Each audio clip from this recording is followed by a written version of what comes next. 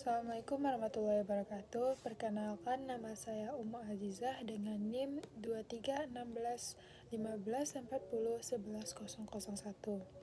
Saya merupakan mahasiswa D3 Kebidanan tingkat 1 di Universitas Muhammad Nasir Bukit Tinggi.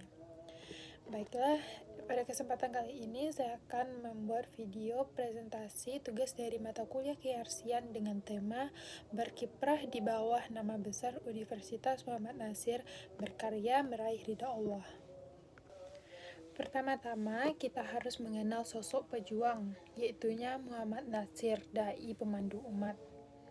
Muhammad Nasir Datuk Sinar Panjang lahir pada tanggal 17 Juli 1908 di Kampung Jambatan Baukia, Alahan Panjang, Kabupaten Solok, Provinsi Sumatera Barat. Anak ketiga dari 4 bersaudara.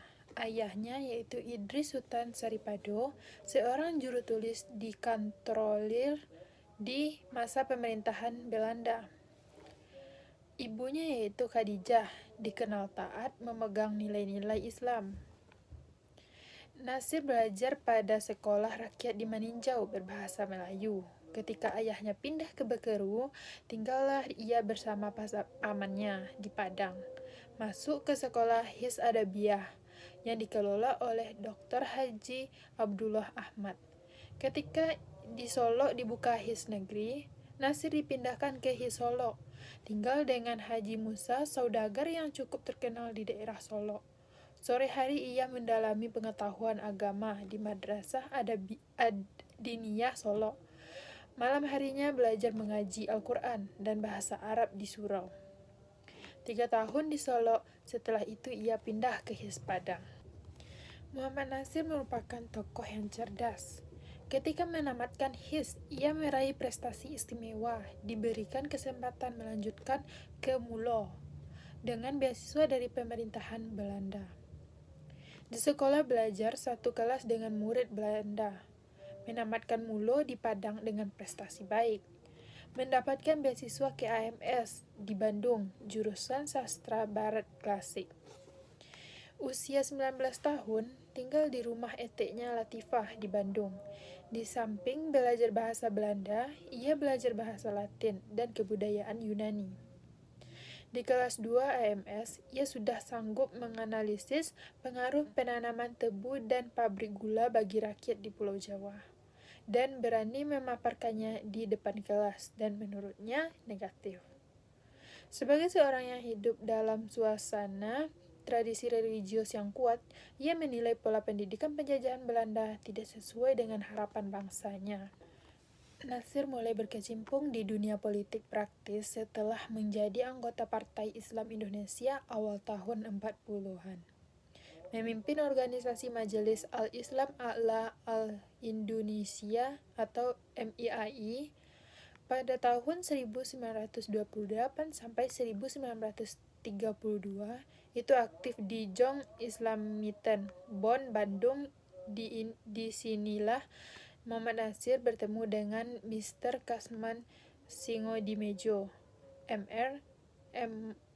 Mohrem Prawoto Mangkusasmito, dan bersama menemui Haji Agus Salim untuk konsultasi diskusi menimba ilmu. Di sini pula ia bertemu dengan Nur Nahar, aktivis Pandu Putri, yang kemudian dinikahinya di Bandung pada tanggal 20 Oktober 1934, serta menjadi teman pendamping hidup beliau dan perjuangan beliau sampai akhir hayatnya. 1932 sampai 1942, Direktur Pendidikan Islam atau Pengdes Bandung. Pada tahun 1940 sampai 1942 menjadi anggota Dewan Kabupaten Bandung. Lalu 1942 sampai 1945 menjadi Kepala Biro Pendidikan Kota Madia Bandung atau Bandung Siakusio. Lalu pada tahun 1945 sampai 1946 menjadi anggota Badan Pekerja KNIP atau Komite Nasional Indonesia Pusat. Kiprah Nasir Kiprah Natsir menanjak ketika menjadi anggota KNIP pada tahun 1945 sampai 1946. Pada tahun 1948 ditunjuk menjadi Menteri Penerangan Republik Indonesia. Prestasi spektakuler Natsir terekam dalam sejarah. 1950, Indonesia berstatus RIS sebagai produk dari KMB. Natsir melontarkan statement yang dikenal dengan Mosi Integral Natsir. Implikasinya, Indonesia yang menjadi 17 negara bagian kembali ke NKRI. Soekarno mengangkat Natsir sebagai Perdana Menteri RI. Politik tertinggi yang pernah dicapai Natsir. Pada saat itu usianya baru 42 tahun. Lalu pada tahun 1952 berkunjung ke beberapa negara di Timur Tengah. Lalu pada tahun 1950 sampai 1958 anggota Parlemen RI dari fraksi Masyumi. Lalu 1956 memimpin sidang Muktamar Alam Islami dan Damaskus Syariah. Di sini dia membahas agresi Israel ke Palestina dan menggerakkan solidaritas masyarakat Indonesia, lalu membantu perjuangan kemerdekaan di Afrika Utara. Lalu 1956 sampai 1958 menjadi anggota Konstituante Republik Indonesia.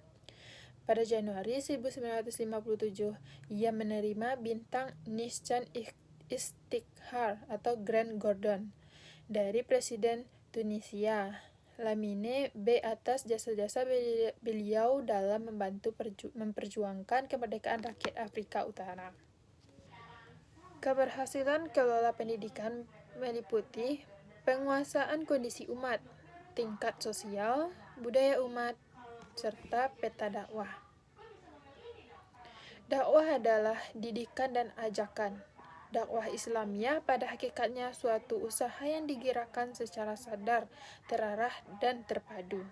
Mengubah seseorang, sekelompok orang, atau suatu masyarakat menuju keadaan yang lebih baik, sesuai perintah Allah dan sunnah Nabi Muhammad SAW. Tujuan dakwah tidak boleh berubah, yaitu upaya membinanya menjadi umat kokoh akidah dan kuat kepribadian, memiliki akhlak yang al-karimah. Program dakwah pendidikan meliputi bina dakwah dan taklim, dan terbagi menjadi 4, yaitu landasan syara, wawasan ideologis, pemikiran strategis, dan tindakan taktis. Berurat ke hati umat. Membiarkan umat terombang-ambing tanpa arah dan tujuan adalah kelalaian susah dimaafkan, terlebih oleh umat itu sendiri. Membiarkan diri terbawa hanyut dalam berbagai keadaan dan situasi merupakan kesalahan besar. Pekerjaan ini bukan sekadar mengisi waktu yang kebetulan berlebih. Sewaktu-waktu harus menjadi pekerjaan yang masuk agenda. Harus disediakan waktu dan harus pula dilakukan dengan sadar, yakni secara programatis. Kekuatan tumbuh dari hasil musyawarah, dengan memelihara keutuhan persatuan secara bulat, mengutamakan persaudaraan dalam ikatan jamaah, baik sebagai seorang maupun bersama-sama. Tujuan yang diciptakan insya Allah dapat dicapai. Kesejahteraan masyarakat secara bersamaan akan wujud melalui peningkatan kecerdasan dan ilmu pengetahuan. Niscaya dengannya diraih kejayaan. Begitu pula untuk keseluruhannya. Apabila nilai agama dilupakan, berakibat tampilnya pelecehan nilai-nilai bangsa, yang kesudahannya bangsa ini terjerumus menjual diri. Pengembangan dakwah yang teratur pada gilirannya akan selalu berbekas di hati umat. Begitulah upaya penanaman kesadaran tinggi, the high level awareness. Ini di dunia pendidikan selalu diupayakan. Bapak Muhammad Natsir tampak sangat konsisten memberikan pengawalan penuh setiap saat agar nawaitu umat selalu terjaga, nawaitu yang lurus dari dai dan umat, akan memperlancar gerakan dakwah, kesehatan, dan pendidikan ini.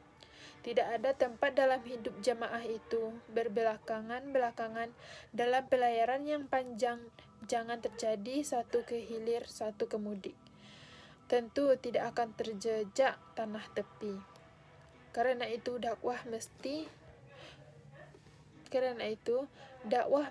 selalu berurat di hati umat.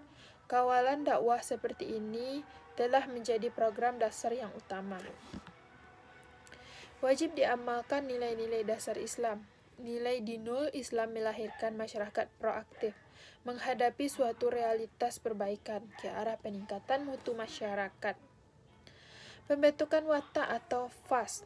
Yang pertama yaitu fatanah ilmiah, yang kedua yaitu amanah jujur, yang ketiga akhirat diyakini, yang keempat syidik lurus dan transparan, yang kelima yaitu setia dalam ukhuwah, yang selanjutnya yaitu tauhidiyah, lalu tablik dialogis, dan syariat disiplin ibadah, tetap optimis dengan rezeki Allah.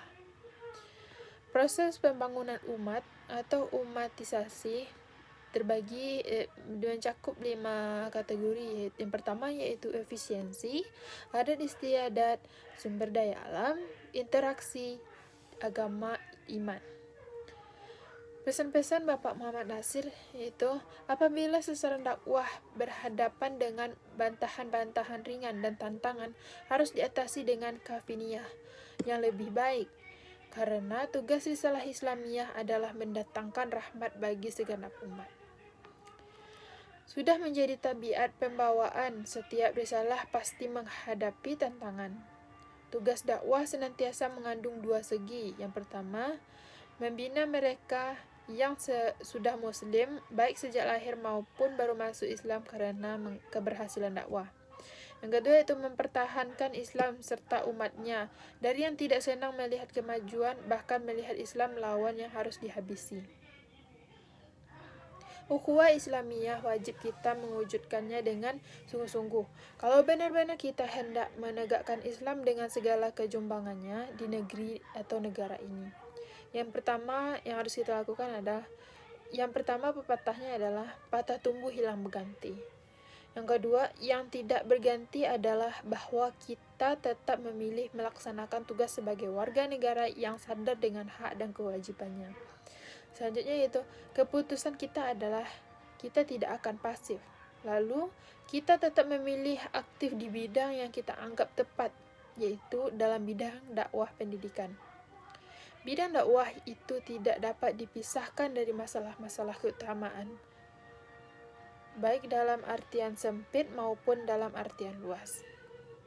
Itulah yang dapat saya sampaikan. Kurang lebihnya saya mohon maaf. Wabillahi taufiq wa hidayah. Assalamualaikum warahmatullahi wabarakatuh.